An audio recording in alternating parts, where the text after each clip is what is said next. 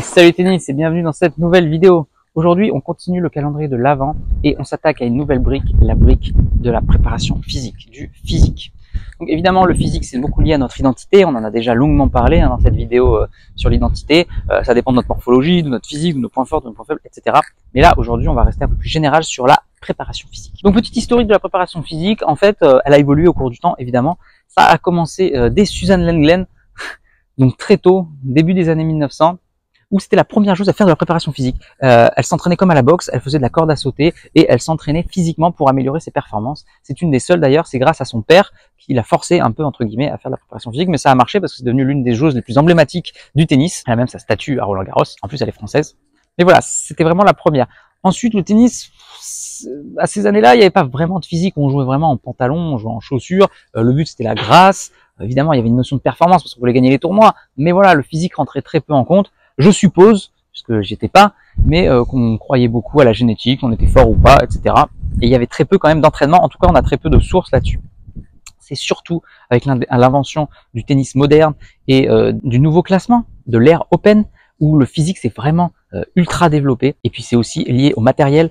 On a fait des raquettes de plus en plus efficaces. Avant on jouait avec les raquettes en bois et pour évoluer maintenant jusqu'à 7 raquettes. Donc l'évolution des raquettes, je ne vais pas m'étendre trop longtemps sur le sujet, mais en gros ça a augmenté la puissance du jeu. La puissance du jeu, donc il fallait être puissant. Et on s'est rendu compte que la puissance aidait énormément pour la performance. Et c'est là que les grands joueurs sont arrivés de plus en plus grands. Et le plus emblématique de tous, c'est Boris Becker qui est arrivé avec un énorme service sur le circuit. C'était l'un des premiers et il gagnait tout grâce à ce service. Les surfaces étaient encore ultra rapides à l'époque et du coup il avait un avantage certain. Et tout le monde s'est dit waouh, c'est la puissance qu'il faut. Donc grâce à lui, bon ça s'était un peu développé avant, mais voilà, c'est lui le joueur le plus emblématique. Et bien on a développé la puissance. On s'est dit waouh, il faut gagner en puissance, en force pour être joueur de tennis. Donc il y a les grands joueurs qui sont arrivés. On a développé le service. Pete Sampras a un gros service. Avant que le trio monstrueux arrive, c'était lui le meilleur joueur de l'histoire. Et puis on s'est rendu compte à ce moment-là que le physique avait une place prépondérante. Le tennis moderne, à partir des années 90-2000, on s'est dit il faut un gros physique. Donc tout le monde est devenu ultra physique, ultra rapide, ultra endurant, bref, ultra physique. Et les meilleurs joueurs mondiaux, en général, ils avaient 20 ans parce que c'est eux qui avaient le meilleur physique, tout simplement. À partir de 28-29 ans, on régressait et on prenait sa retraite en général vers 30 ans. Donc dans les années 2000, c'était ça, retraite vers 30 ans, on était vieux à 29 ans. Et surtout, tous les meilleurs joueurs avaient 20 ans. D'ailleurs, Lleyton Hewitt a été le... Alors, Alcaraz l'a battu, mais Lleyton Hewitt a battu le record du plus jeune numéro mondial à 20 ans. Parce qu'à l'époque, tout le monde était jeune. Et puis finalement, la préparation physique, ça continue de se développer. Et on s'est rendu compte quand même que ça serait bien, plutôt que de péter les joueurs et qu'ils se prennent leur retraite à 29 ans parce qu'ils sont complètement cassés, de les faire perdurer dans le temps. Ça serait quand même mieux, déjà pour performer plus longtemps, parce qu'on aime performer au tennis, et puis quand même pour préserver la santé du joueur. C'est vrai que bon, pourquoi pas, parce que casser les joueurs une fois qu'ils sont à la retraite, ne plus pouvoir marcher, c'est quand même peut-être un peu compliqué finalement. Donc on s'est dit, il faut préserver le joueur. Et ça a fonctionné. Je me rappelle que l'entraîneur, le préparateur physique de Federer, qui pour moi était révolutionnaire à l'époque, en fait, tous les joueurs ont fait la même chose. Donc c'était pas révolutionnaire du tout, il était dans son temps. Mais je me rappelle, c'était le premier à avoir dit, moi j'entraîne Federer quand il avait 20 ans, pas pour qu'il soit numéro 1 mondial tout de suite, mais pour qu'il perdure dans le temps et qu'il puisse jouer jusqu'à 40 ans. Et ça a marché, Federer a joué jusqu'à 41 ans, c'est incroyable, il s'est préservé des blessures et il a été très peu blessé dans sa carrière. C'est l'un des seuls joueurs d'ailleurs qui n'a pas d'abandon. C'est un record monstrueux de Federer. Donc c'est là qu'on s'est dit, voilà, la préservation des blessures prend un rôle majeur et l'entretien. Donc c'est à partir de là qu'on voit tous ces joueurs qui ont développé les élastiques, le renforcement des muscles profonds, les étirements, inclusion de la souplesse, etc. Et ça s'est développé énormément. Et donc à partir de là, tous les joueurs sont devenus plus vieux. D'ailleurs cette génération de Federer, ils ont tous joué jusqu'à 35-36 ans. On les a presque tous vus. Mon fils est encore là, Murray a pris sa retraite très récemment. Federer a joué jusqu'à 40 ans. Bref, tous ces joueurs ont conservé leur meilleur. Et d'ailleurs, vu qu'ils ont conservé leur niveau longtemps, en fait, le niveau de jeu s'est déplacé. Avant, il fallait avoir 20 ans pour être le meilleur joueur mondial. Maintenant, ça s'est déplacé à 29-30 ans. Pourquoi? Parce que les joueurs de 29-30 ans avaient progressé. Donc les joueurs de 20 ans, ils avaient le même physique que ceux qui avaient 30 ans, mais ceux qui avaient 30 ans se connaissaient mieux. Ils avaient plus d'expérience et surtout, ils avaient eu le temps de progresser. On a vu Federer, Nadal, Djokovic qui ont changé leur technique en cours de carrière et qui ont réussi à progresser au cours de leur carrière. C'est assez incroyable. Tout ça grâce au développement de l'entretien physique. Donc vraiment très important cette notion de préservation des blessures de nos jours. Alors ensuite, ça a encore évolué. Il se trouve que ça y est, on a rompu la malédiction et il y a des joueurs comme Alcaraz et Sinner qui dominent le tennis alors qu'ils ont 20 ans. Et ça pose vraiment une grosse question parce que, ok, ils sont arrivés parce que les meilleurs ne sont plus là, Nadal et Federer ne sont plus là, Djokovic a fait de la résistance autant qu'il pouvait, mais ça y est, on a l'impression quand même qu'Alcaraz et Sinner sont au top de leur forme. On se demande pourquoi. On se demande cependant pourquoi la next gen n'est pas meilleure que eux, pourquoi tous les Zverev, tous les teams sont partis alors que eux auraient dû prendre la relève à ce moment-là. Donc ça change, maintenant on voit que ça y est, la jeunesse reprend le dessus, ça va être très intéressant pour l'évolution de la préparation physique. Un petit mot très rapide de nutrition, je sais que tous les sportifs ont des bases de nutrition, les bases c'est manger des sucres lents 3 heures avant, encore que tout le monde me raconte ça, mais moi j'ai vu clairement Berdych se manger un énorme plat de pâtes une demi-heure avant son match, j'ai pas compris, évidemment il a perdu au premier tour, et voilà, tout le monde me parle de la nutrition, et pourtant je n'ai jamais vraiment vu des pros s'y intéresser vraiment très précisément. Et surtout, je pense que ça va évoluer. Je pense qu'il va y avoir un gros progrès là-dessus.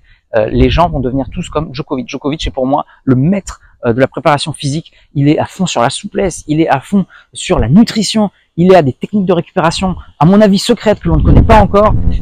Il fait de la méditation, bref, il est en avance sur tous ces plans-là. Et à mon avis, Djokovic est un gros précurseur. Et tout le monde va suivre son exemple dans les prochaines décennies. Et on va avoir des gens de plus en plus forts grâce à cet exemple, qui vont suivre cet exemple, notamment de la nutrition, principalement, et aussi de d'autres techniques. Donc voilà, l'évolution de la préparation physique va être super intéressante. Donc, en gros, la préparation physique est essentielle pour progresser au tennis. Et tous les niveaux. Selon les niveaux, ça va dépendre.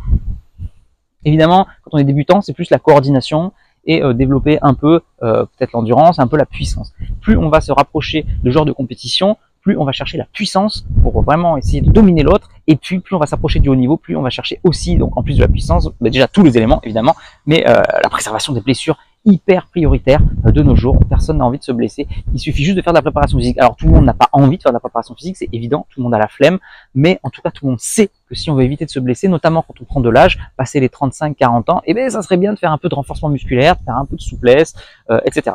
De faire du renfort, des muscles profonds, faire du gainage, etc. Donc tout le monde, ça y est, a cette conscience que la préparation physique est essentielle pour le tennis. Alors évidemment, c'est compliqué la préparation physique parce que pour les joueurs de haut niveau, il faut payer un préparateur physique. Donc si t'es pas dans le top 50 mondial, top 100 mondial, bah, tu peux pas te le payer. Donc c'est toi qui es obligé de faire tout seul. Donc si tu fais tout seul, ça veut dire te pas concentrer sur le jeu, ça veut dire apprendre des notions de prépa physique, etc. Donc je sais que tous les joueurs de haut niveau connaissent un peu les notions basiques, préparation mentale, préparation physique, parce qu'ils sont obligés. Mais c'est chiant pour eux parce que du coup ils ont pas, c'est difficile pour eux parce qu'ils n'ont pas d'argent, voilà, pour payer un préparateur physique compétent, etc.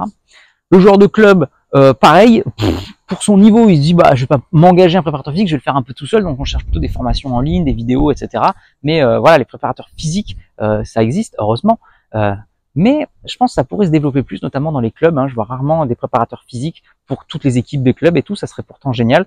Je pense que ça peut encore se développer, même si ça s'est bien développé et que ça s'est développé 10 fois mieux que la préparation mentale, où la préparation mentale, on est clairement très en retard, on est encore un peu au Moyen-Âge, je trouve. Et puis bien sûr, pour le joueur débutant, il comprend pas la notion de préservation des blessures parce qu'il joue occasionnellement et que le tennis n'a pas d'impact, mais par contre, il pourrait travailler sur sa coordination, sur des petits travails vraiment en lien avec le tennis pour progresser, notamment au niveau technique. Donc ça pourrait être intéressant également. Quelques mots sur les préparations physiques. On parle de préparation physique générale, préparation physique orientée, préparation physique spécifique. Préparation physique générale, c'est le développement des qualités de base, pas spécifiques au tennis, vraiment général. Donc l'endurance fondamentale, on court, on fait des footings, la force, le renforcement musculaire classique, la souplesse, développer la souplesse, voilà, enfin bref, toutes les qualités physiques générales, quoi, tout simplement. Préparation physique orientée, alors là déjà c'est beaucoup plus spécifique au tennis. En fait, on développe les qualités physiques qui vont faire un transfert sur le tennis. Imaginons le service, et ben du coup on va développer l'explosivité de l'épaule.